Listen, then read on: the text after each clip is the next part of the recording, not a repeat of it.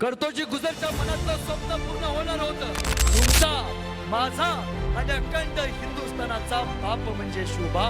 तुमचा, माझा अखंड हिंदुस्थानाचा बाप म्हणजे शिवबा. लेकी बाळींसाठी महाराजांनी विहीर बांधून तयार केली. आजही जावा, तुम्हाला विहीर बघायला मिळते. विहिरीवरती बॅनर आहे. राजांना सांगा लेकी बाळींसाठी विहीर बांधायला, आणि विहिरीवरती लिहिले राजांनी लेकी बाळींसाठी बांधलेली विहीर.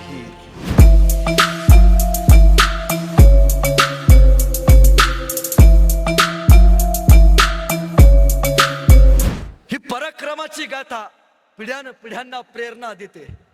एके दिवशी या स्वराज्यावरती एक संकट आलं. ते संकट होतं मिर्झा राजा जयसिंह नावाचं.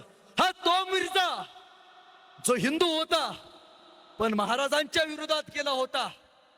बघा ना, जी माणसं सत्याच्या बाजूने असतात इतिहास त्याच लोकांची नोंद घेतो, आणि जी माणसं असत्याच्या बाजूने असतात इतिहास त्यांचा कधीही नोंद घेत नाही. जर मिर्झा राजा जयसिंह शिवाजी महाराजांच्या सोबत असता तर इतिहासाच्या पानात आणि सुदर्शनच्या भाषणात आज खऱ्या अर्थानं मिर्झा राजा जयसिंहचा इतिहास असता.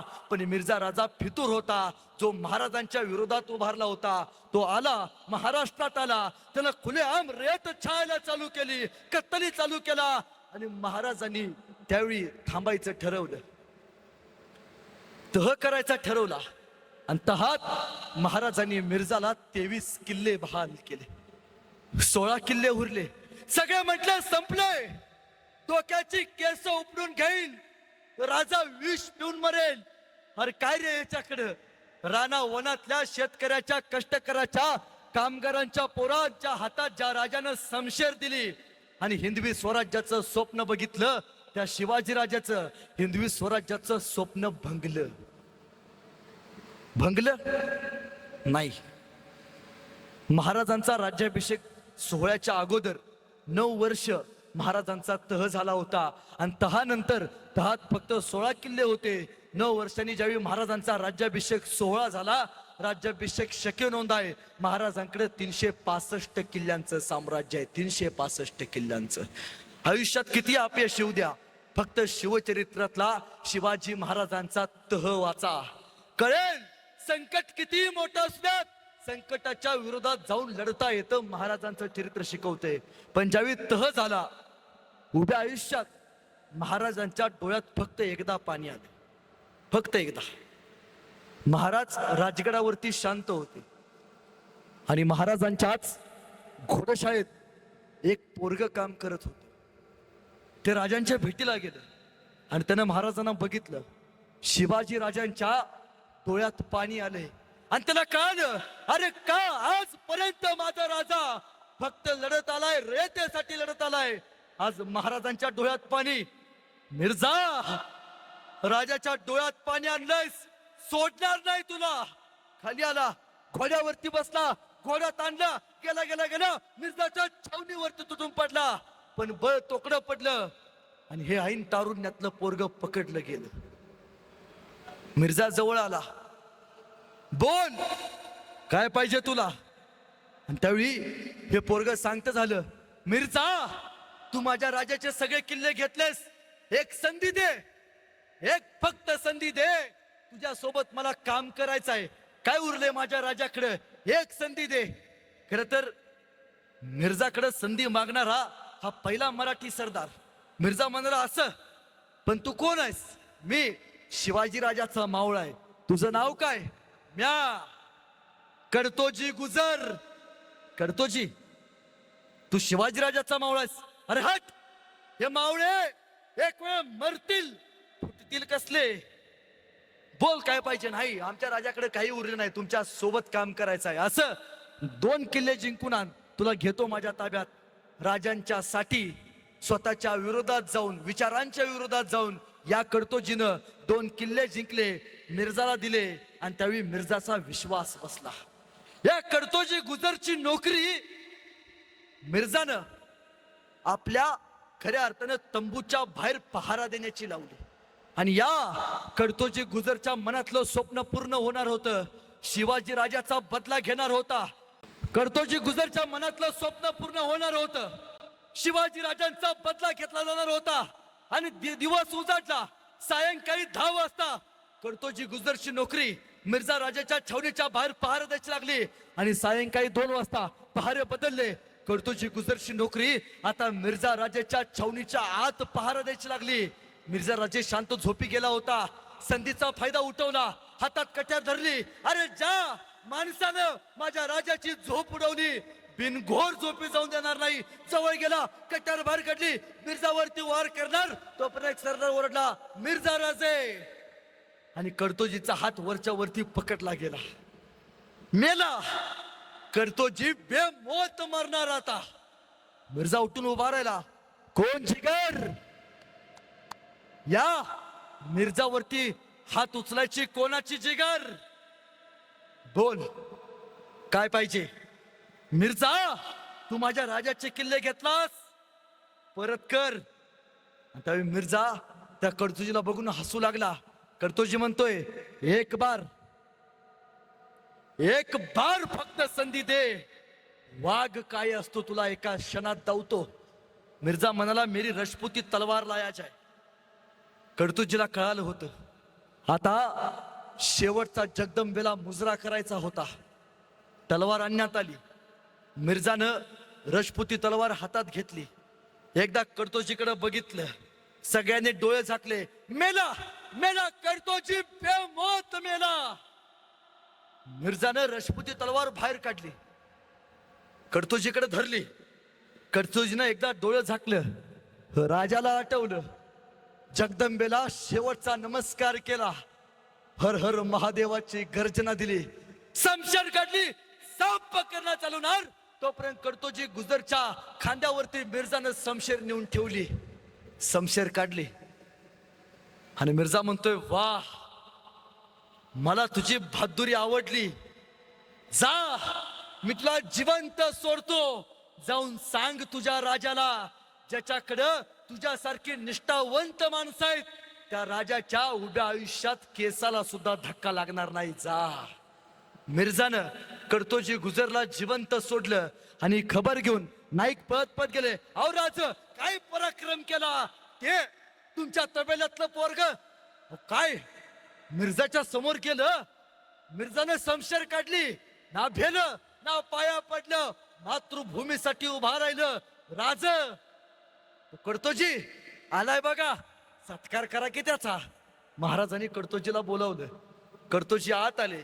महाराजांनी कर्तोजीच्या पाठीवरती शाबासची एक थाप टाकले. महाराज म्हणाले, कर्तोजी, तुमचा पराक्रम कळाला बरं का आम्हाला. कर्तोजी, काय तुम्ही प्रताप केलात. आजपासून तुम्ही कर्तोजी गुजर नाही, आजपासून तुम्ही स्वराज्याचे सरसेनापती प्रतापराव गुजर म्हणून महाराष्ट्रभर फिराल. आणि तेव्हापासून कर्तोजी गुजर हे प्रतापराव गुजर म्हणून उदयास आले.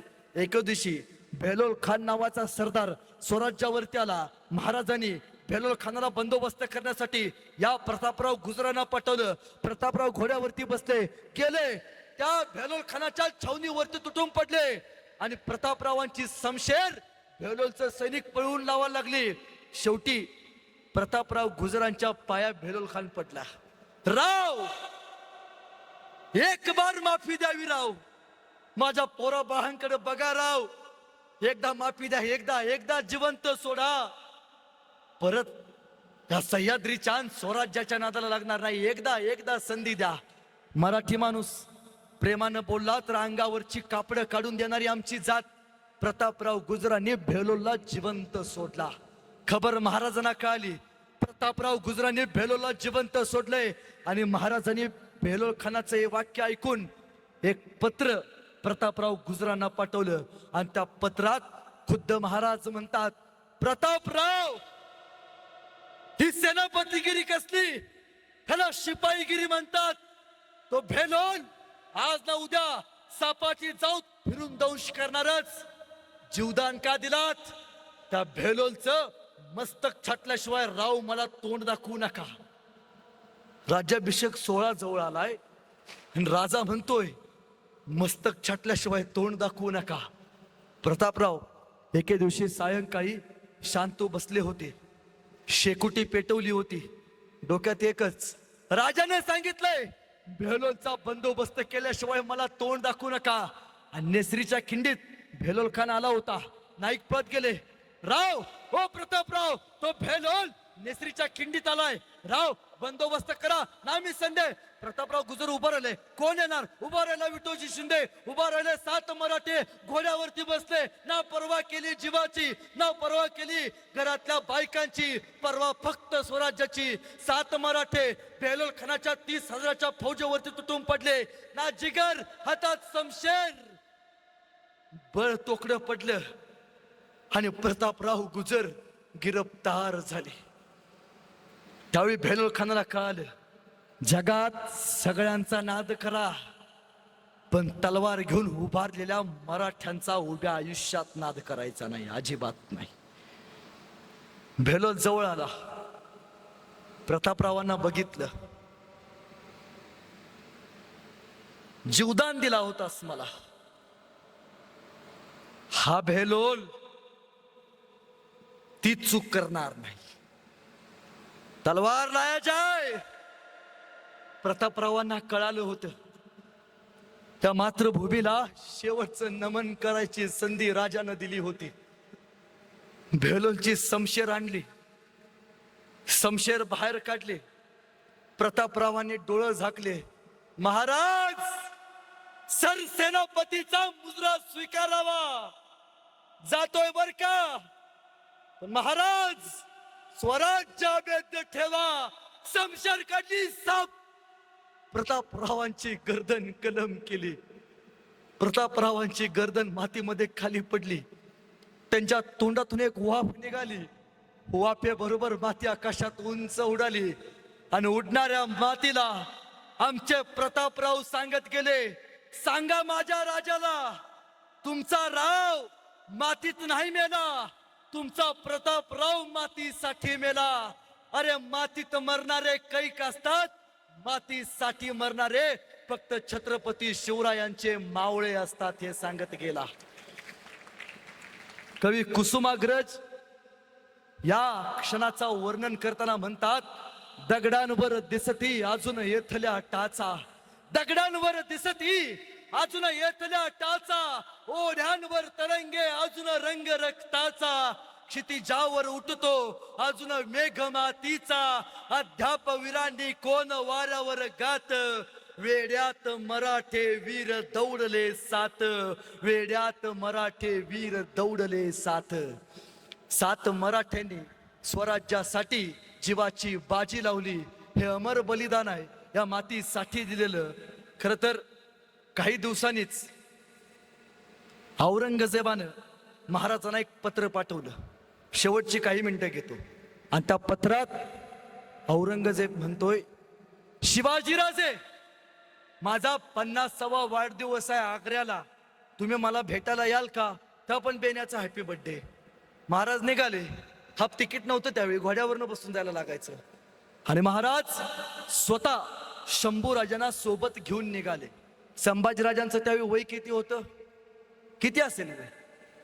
संभाजीराजांचं वय त्यावेळी फक्त 9 वर्षाचं होतं. महाराष्ट्र आणि आग्रा जायचं असेल तर घोड्यावरनं जावं लागतं. 1.5 महिना लागतो. या 1.5 महिन्यात वाटेत बापले काहीतरी बोलले असतील की काहीतरी बोलले असतील. काय म्हणले असतील शिवाजीराजे शंभूराजांना? हा शंभूराजे, कसबा बावड्याला 2 BHK घेऊन ठेवल्या, तू येसुबाई निवांत राहा. काय सांगितलं असेल? का कोल्हापूरला 4 एकर घेऊन ठेवले, ऊस लावून मोकळा हो? नाही, सांगितलंय एका बापानं आपल्या पोराला, शंभूराजे आतापर्यंत शत्रू पाठीवरती वार करणारे होते, शंभूराजे इथनं पुढे शत्रू छातडावरती वार करणारे भेटतील, जपून राहावा. एका बापानं आपल्या लेकाला शिकवले. तुम्हाला वाटतं तुमच्या पोटी छावा जन्माला यावा, तर यासाठी बाप पहिल्यांदा सिंह असावा लागतो. छत्रपती संभाजी महाराजांचे वडील छत्रपती शिवाजी महाराज हे सिंह होते, त्यावेळी त्यांच्या पोटी संभाजी राजा नावाचा छावा जन्माला आला. आणि आग्र्याच्या दरबारात महाराज पोचले. औरंगजेबाने एक झरी चाल टाकली. सगळे नामवंत सरदार त्यांच्या पाठीमाग शिवप्रभूंना आणि खुद्द शंभूराजांना उभा केलं. अरे ज्या सरदारांना शिवाजी राजांनी आसमान दाखवलं होतं, त्यांच्या पाठीमागं महाराजांना उभं करावं. फक्त महाराजांचा नाही, अखंड महाराष्ट्राचा अपमान होता. आणि महाराजांनी दिलेला मनसबदारी सगळ्या फेकल्या आणि महाराज औरंगजेबाचा दरबार सोडून निघून गेले. आतापर्यंत आलमगीर औरंगजेब याचा जगात कुणी असा अपमान केला नव्हता. फक्त एकाच वाघानं केला, नाव छत्रपती शिवाजी महाराज. आता कान देऊन ऐका. तेव्हापासून महाराज औरंगजेबाच्या दरबारात कधी गेले नाहीत. कान देऊन ऐका. पण शिवाजी महाराजांचे प्रतिनिधी म्हणून 9 वर्षाचे शंभूराजे औरंगजेबाच्या दरबारात येत जात असत. संभाजी महाराजांना 9 वर्षाच्या त्या औरंगजेबाचा एक हत्ती आवडला होता. त्या हत्तीला घ्यायचे आणि शंभूराजा सगळ्या गल्ल्यातनं फिरायचे.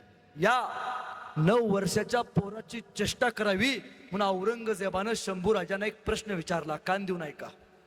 काय विचारतोय औरंगजेब? औरंगजेब विचारतोय, तह झाला, किल्ले दिलेत, आणि त्यावेळी विचारतोय, शंभूराजे हमने सुना है ये मेरा हाथी आपको बहुत पसंद है, लेकिन शंभूराजे ये हाथी इतना बड़ा है, आप इतने छोटे हो, इस हाथी को आप महाराष्ट्र में कैसे ले जाओगे? तह केलाय, किल्ला दिलाय. कान देऊन ऐका. त्यावेळी काय म्हणताय औरंगजेब? शंभूराजे ये मेरा हाथी आपको बहुत पसंद है, लेकिन शंभूराजे यह हाथी इतना बड़ा है, आप इतने छोटे हो, इस हाथी को आप महाराष्ट्र में कैसे ले जाओगे? आणि एवढे एवढे शंभूराजे औरंगजेबाच्या डोळ्यात डोळे घालून सांगतात, अरे औरंगजेब ये तो जानवर है. अरे औरंगजेब ये तेरा हाथी ये तो जानवर है, बैठ कर जाएंगे, नहीं आया तो खींच कर ले जाएंगे. लेकिन औरंगजेब हमारे आबा साहब ने जो आपको किले दिए वो भी महाराष्ट्र में, उन्हें आप आगरा कैसे ले आओगे? बाणेदारपणे समय सूचकता दाखवणं काय असतं या मातीला छत्रपती संभाजी महाराजांनी शिकवलं. शिवाजी राजानंतर शंभूराजे या मातीवरती संस्कार करते झाले. खरं तर संभाजी कोणाला म्हणायचं? संभाजी कोणाला म्हणायचं? पहिल्यांदा ऐका, शिवाजी कोणाला म्हणायचं आणि मग ऐका संभाजी कोणाला म्हणायचं. शिवाजी त्या व्यक्तीला म्हणायचं. शिवाजी म्हणजे काय? शिवबा म्हणजे काय? शिवबा म्हणजे सईबाईंच्या पोटी जन्माला आलेलं निरागस बाळ म्हणजे शिवबा. मासाहेब जिजाऊंच्या पोटी जन्माला आलेलं निरागस बाळ म्हणजे शिवबा. मासाहेब जिजाऊंच्या पोटी जन्माला आलेलं निरागस बाळ म्हणजे शिवबा. इंग्रज, डच, फ्रेंच यासारख्या अत्याचारांचा कर्दन काळ म्हणजे शिवबा. एकीकडे संयमाचा घाट म्हणजे शिवबा आणि सळसळत्या रक्ताची लाट म्हणजे शिवबा. आम्हा मर्द मावळ्यांना आलेली माणुसकीची जाग म्हणजे शिवबा. आम्हा मर्द मावळ्यांना आलेली माणुसकीची जाग म्हणजे शिवबा. महाराष्ट्रातलं माणुसकी मोजण्याचं माप म्हणजे शिवबा. तुमचा, माझा आणि अखंड हिंदुस्थानाचा बाप म्हणजे शिवबा. तुमचा, माझा, अखंड हिंदुस्थानाचा बाप म्हणजे शिवबा. आणि संभाजी महाराज कोणाला म्हणायचं? कान देऊन ऐका. संभाजी महाराज म्हणजे तत्कालीन काळात आळंदीपासून पंढरपूरला जाणारी आषाढीची वारी, ही बंद पडलेली वारी चालू करणारा राजा म्हणजे संभाजी. तत्कालीन काळात पहिल्यांदा जैविक अस्त्राचा प्रयोग करणारा राजा म्हणजे संभाजी. पाषाणकोटच्या लढाईत जळत्या बाणांपासून आपल्या मावळ्यांचं संरक्षण व्हावं यासाठी बुलेट प्रूफ जॅकेटचा शोध लावणारा राजा म्हणजे संभाजी. तत्कालीन काळात सगळ्यात जास्त घोडा पळवणारा, पळत्या घोड्याला टोळाची पापणे लावते तोपर्यंत रणांगणावरती गर्र करणं फिरवणारा राजा म्हणजे संभाजी. जगात 120 लढाया करून एकाही लढाईत पराभूत न होणारा राजा म्हणजे संभाजी. एक नव्हे, दोन नव्हे, तब्बल 16 भाषा बोलणारा राजा म्हणजे संभाजी. संभाजी म्हणजे काय? तर स म्हणजे संकटाशी, भा म्हणजे भारतीयांनी, जी म्हणजे जिद्दीने कसं पेटावं, तया नाव आहे संभाजी राजे, तया नाव आहे संभाजी राजे. खऱ्या अर्थानं शंभू राजांच्या इतिहासाचे दाखला देताना एक गोष्ट नेहमी सांगितली जाते, तुम्हाला कदाचित ही माहिती नसेल. गोव्याला कधीतरी गेलात तर गोव्याला फोंड्या नावाचा एक किल्ला आहे. त्या फोंड्या किल्ल्याची जबाबदारी शंभूराजांनी, यसाजी कंक आणि त्यांचे बंधू कृष्णाजी कंक यांना दिली होती. खऱ्या अर्थानं संभाजीराजांनी त्या फोंडा किल्ल्यावरती फक्त 70 ते 100 माणसं उभा केली होती. किल्ला लहान होता आणि त्या किल्ल्याच्या खाली खुद्द महाराज उभारले होते. त्यांच्या सोबत 300 मराठे सरदार होते. महाराज किल्ल्यापासून फार लांबच्या अंतरावरती होते. आणि याच संधीचा फायदा घेऊन गोव्याचा पोर्तुगीज विजरोई घोडा घेऊन फोंडा किल्ल्यावरती आला, मराठ्यांवरती वार करता झाला आणि त्या वारात कृष्णाजी मारला गेला. यसाजी कंक घायाळ झाले. खबर महाराजांना कळाली, हल्ला झालाय, विजरोईनं हल्ला केलाय. विजरोई हा पोर्तुगीजांचा सेनापती. शंभूराजे घोड्यावरती बसले आणि थेट फोंडा किल्ल्यावरती आले. शंभूराजे येताना बघून विजरोई परत परत परत गोव्यामध्ये गेला. शंभूराजे फोंड्यावरती आले. कृष्णाजी मरण पावले होते. संभाजी राजांनी कृष्णाजीला मांडीवरती घेतलं. यसाजी कंकचे डोळे पुसले आणि संभाजी राजाने ठरवलं, कृष्णाजीला मारलाय, विजरोई जिवंत सोडणार नाही. शंभूराजा घोड्यावरती बसले, सोबत 100 मावळ्यांची तुकडी घेतली आणि महाराज निघाले. गेले गेले गेले गोव्याला गेलात तर जुवे नावाचा बेट आहे. त्या जुवे नावाच्या बेटावरती पोर्तुगीजांची राजधानी नावाचा एक मोठा किल्ला होता. ती राजधानी पोर्तुगीजांची. त्या पोर्तुगीजांच्या त्या किल्ल्यावरती 60 ते 100 पोर्तुगीज होते. महाराज 300 लोक घेऊन किल्ल्याच्या जवळ गेले. सायंकाळी महाराजांनी 100 लोक किल्ल्याच्या वरती पाठवली आणि सांगितलं, किल्ला घेतल्यावरती फक्त तोफेचा बार करा, आम्हाला समजून जाईल किल्ला घेतलाय. 100 मराठे किल्ल्यावरती गेले, लंगड्यात तोड केली, पोर्तुगीज पळवले. किल्ला घेतला आणि जुवे बेटावरनं मराठ्यांनी तोफेचे बार वाजवले. शंभूराजांना कळालं, मावळ्यांनी किल्ला घेतलाय. पण तोच आवाज गोव्यामध्ये असलेला विजरोईला ऐका गेला आणि विजरोईला कळालं, शंभूराजांनी आपली राजधानी जिंकले, लवकरात लवकर गोवा वाचला पाहिजे. पोर्तुगीज घोड्यावरती बसला आणि किल्ल्याकडे निघाला. खर तर तो जसा जुवे बेटावरती आला त्याला 60 मराठे दिसले. त्याला वाटलं 60च मराठे. तलवार काढला, मराठे पळू लागले. ही चालच शंभूराजांची होती. मराठे पळू लागले, त्यांच्या पाठीमागे हा विजरोई. मराठे पळत पळत गेले, पुढे जाऊन थांबले. पोर्तुगीज थांबला. तर विजरोईला काही समजेना आणि त्यावेळी 60 मराठे म्हणतात, विजरोई पाठीमागे बघ, तुझा बाप हातात शमशेर घेऊन उभारलाय उसनं फेडायसाठी. विजरोईनं पाठीमागे बघितलं, स्वतः शंभूराजे 200 मराठे लोक घेऊन हातात शमशेर घेऊन उभारले होते. पुढे 60 मराठे, माग स्वतः शंभूराजे 200 सरदार घेऊन उभारले होते आणि मध्ये विजरोई बेमौत मरणार. आता जिंदा नाही वाचणार. शंभूराजेंनी शंकर जसा तिसरा नेत्र उघडतो तसा स्वतःचा नेत्र उघडला, तलवार बाहेर काढली आणि आपला घोडा थेट विजरोईकडे पळवला. विजरोईची दातखिळी बसली. शंभूराजांना बघितल्यावरती विजरोई पळू लागला, पळत पळत गेला. गोव्याला जाताना एक नदी लागते, नदीकडे गेला. नदीला पूर आला होता. जीवाच्या आकांतानं हा विजरोई आपल्या घोड्यासकट नदीत गेला. त्याच्या त्या पोर्तुगीजांच्या मछव्यांनी विजरोईला धरलं, स्वतःच्या नावडीत झाजत टाकलं, वाचवलं, जीवदान दिलं. पण ऐकतील ते शंभूराजे कसले. शंभूराजांनी विजरोईच्या पाठीमागे जाता जाता आपला घोडा थेट पूर आलेल्या नदीत घातला. नदीचं पाणी वाढलं होतं. शंभूराजे ऐकायला तयार नव्हते. घोडा नदीच्या मध्यात केल्यावरती घोडा पवनीला लागला. शंभूराजे स्वतः घोडा नदीच्या प्रवाहात आता वाहून जायला लागले. आता शंभूराजे जाणार, शंभूराजे मरणार. पण त्याच वेळी संभाजीराजांचा सरदार खंडोजी बल्लाळ पळत आला. खंडोजी बल्लाळ्याने शंभूराजांचा घोडा आणि शंभूराजांना धरलं, पाण्याच्या बाहेर काढलं आणि इतिहास पुटपुटला. होते खंडोजी, वाचले छत्रपती संभाजीराजे भोसले. पण तेव्हापासून विजरोई जो गेला तो परत संभाजीराजांच्या आणि त्यांच्या मावळ्यांच्या उभ्या आयुष्यात नादाला नाही लागला. हे शंभूराजे पिढ्यानपिढ्यांना जगण्याची प्रेरणा निर्माण करून देत आहेत. आयुष्यात काही करा, किती मोठे व्हा, पण ज्या मातीनं आपल्याला मोठं केलंय ना त्या मातीला मरेपर्यंत विसरू नका. मला कायम वाटतं उगच गेला होतो तानाजी कोंढाणं जिंकायला, काय राज राज करत बसला. अरे तुझी पोरं आता नाही राहणार इथं. तुझी पोरं गेली या मातीला विसरून, गेली परदेशात. परदेशी संस्कृती शिकून या महाराष्ट्रात आली नाहीत ना. तुझी लेकरं आता नाही गड किल्ल्यांकडे जाणार. काय तो बाजी घोडखिंडीत उगाच समशेर फिरवत बसला. त्याला माहिती असतं माझी येणारी पिढी जर संस्कार विसरणारी असेल, कशाला महाराजांनी मावळ्यांनी रक्त सांडलं असतं. आयुष्यात किती मोठे व्हा, पण ज्या मातीनं आपल्याला मोठं केलंय ना, त्या मातीला मरेपर्यंत विसरू नका. बाहेरच्या देशात जरूर जा, पण ज्या गावानं आपल्याला मोठं केलंय त्या गावाला आयुष्यात विसरू नका.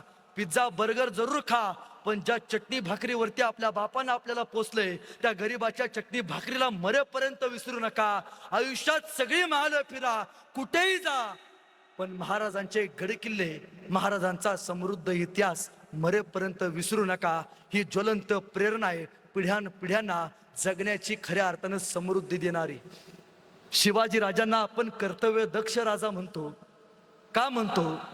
त्याच्या पाठीमागं अनेक कारण आहेत. कर्तव्य म्हणजे काय हो? कर्तव्य म्हणजे जबाबदारी. जबाबदारी पेलणं ज्याला म्हणतात त्याला कर्तव्य असं म्हणतात. ज्यावेळी महाराज तुमच्या कोल्हापूरच्या पन्हाळ्यावरनं निष्ठून विशालगडाकडे चालले होते, त्यावेळी महाराजांची पालखी कोल्हापूर तुमच्या जिल्ह्यामध्ये शाहूवाडी नावाचा एक तालुका आहे, आणि त्या शाहूवाडी तालुक्यामध्ये पांढरपाणी नावाचं एक गाव आहे. त्या पांढरपाणी गावामध्ये महाराजांची पालखी सायंकाळी थांबली. त्यावेळी महाराजांच्या सरदारांना, महाराजांना भूक लागली होती, तहान लागली होती. त्या पांढरपाणी गावामध्ये एक माऊली होती, आजीबाई होती. ती माऊली या मावळ्यांचा आवाज ऐकून बाहेर आली, हातात कंदील धरला आणि विचारली, कोण रे तुम्ही? आम्ही शिवाजीराजाचं माणसं.